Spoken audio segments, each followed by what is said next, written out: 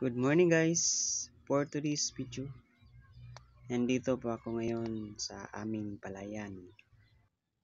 Maglilinis po ako mga ka-idol. Nagsusuot po ako ng sunglasses mga ka-idol. Dipinsa po kasi ito sa aking mga mata. Baka naman matusok ng palay. Ito po yung buhay probinsya namin mga ka-idol. Ang palaging ginagawa po ng isang farmers. Naglilinis at inaalis yung mga damo. At nililinisan po yung dike mga ka-idol.